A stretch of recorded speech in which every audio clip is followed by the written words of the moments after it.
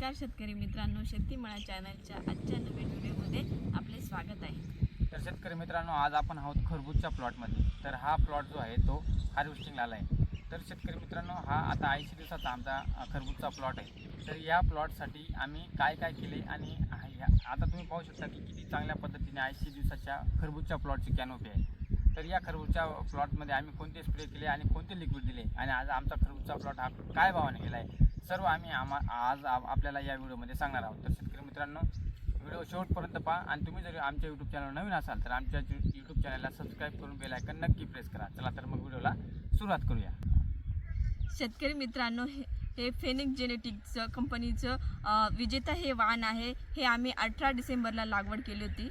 तर लागवड केल्यानंतर आम्ही 2 आळवण्या त्याला टाकलेल्या आहेत आणि ते आळवण्या टाकल्यानंतर आम्ही त्याला क्रॉप कव्हर टाकलं आहे। तर थंडी असल्या कारणाने आम्ही लागवड केल्यानंतर 10 दिवसांनी क्रॉप कव्हर टाकलं आणि ते तब्बल 21 दिवस आम्ही ते क्रॉप कव्हर राहू दिलं। तुम्ही जसे स्क्रीनवर पाहू शकता तर अशा पद्धतीने क्रॉप कव्हर टाकलं आहे।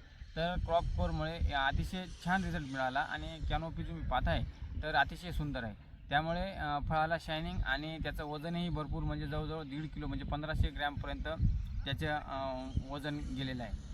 मित्रांनो, क्रॉप कव्हर काढल्यानंतर फ्लॉवरिंग एकदम भरपूर प्रमाणात होती, पण मधमाशांचं प्रमाण खूप कमी होतं। थंडी असल्यामुळे मधमाशा ह्या फुलांवरती अजिबात येत नव्हत्या। त्यामुळे आम्ही सकाळी उठून गूळ आणि इलायची उकळून बागेमध्ये वास सोडत होतो। तर मित्रांनो, मधमाशा येण्यासाठी हा तर एक झाला प्रयोग झाला।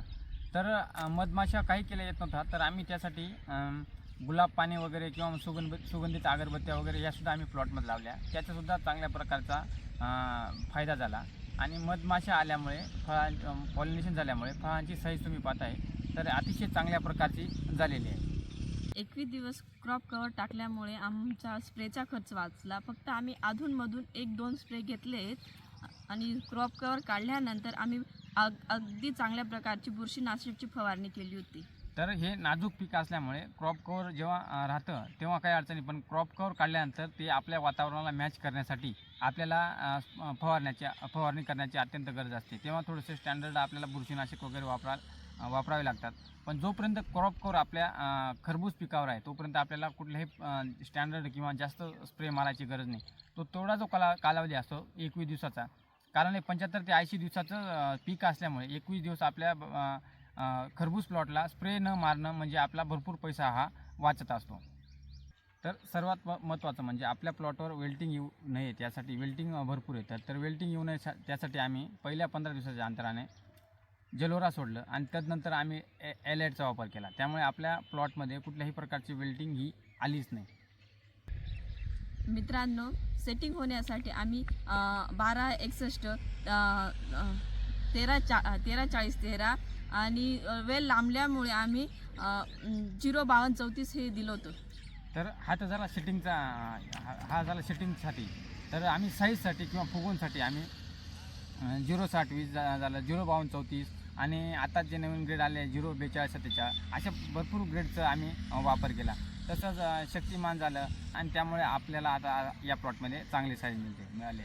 तर शेतकरी मित्रांनो, डिसेंबरची जर तुम्ही लागवड करत असाल तर तुम्हाला अशा ज्या गोष्टी आहे, आता यावर्षी आम्ही क्रॉप कव्हर जे पहिल्याच वर्षी वापरलं, तर अशा ज्या नवनवीन गोष्टी आहेत तर तुम्ही वापरून चांगल्या पद्धतीचा, आता रेटसुद्धा खरबूजला चांगला आहे, तर अशा पद्धतीचा जर तुम्ही वापर केला नवीन गोष्टींचा तर आपलं खरबूज प्लॉट अतिशय चांगला होऊ शकतो आणि आपल्याला यावर्षी तुम्ही पाहताय की भरपूर शेतकऱ्यांना पैसेसुद्धा त्या खरबूज प्लॉटमधनं होत आहे। शेतकरी मित्रांनो, हे जे आम्ही फिनिक्स जेनेटिक्सचं जे विजेता वाण लावलेलं आहे, तर याची आता तुम्ही साईज पाहू शकता, याची ॲव्हरेज पाहू शकता तुम्ही। आम्हाला एका एकरमध्ये पहिल्या तोड्यात आम्हाला 13 टन ॲव्हरेज मिळालेलं आहे। तर पहिल्या टप्प्यात 13 टन आणि दुसऱ्या टप्प्यात अजून राहिलेला 2.5-3 टन, म्हणजे एकदम उत्तमरित्या हे जे वाण आहे किंवा आम्ही जे लावलेलं आहे तर त्याच्यासाठी इतकी चांगल्या पद्धतीने ॲव्हरेज भेटू राहिलं। तर हे ॲव्हरेज अतिशय अप्रतिम आहे आणि आपल्याला एकदम जास्तीत जास्त शेतकऱ्याला पैसे मिळवून देण्यासाठी आहे।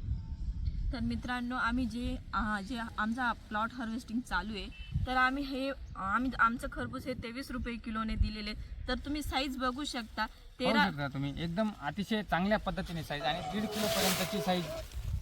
किलोपर्यंतची साईज जी आहे ती या खरबूजची आहे। तर अतिशय चांगल्या प्रकारचे नियोजन केल्यामुळे आपल्याला अतिशय चांगला रिझल्ट हा मिळताना दिसतो। तर शेतकरी मित्रांनो, आजच्या व्हिडिओमध्ये बस एवढंच. तुम्हाला जर आमचा आजचा व्हिडिओ आवडला असेल तर आमच्या चॅनलला लाईक करा, शेअर करा आणि सबस्क्राईब करायला विसरू नका. धन्यवाद.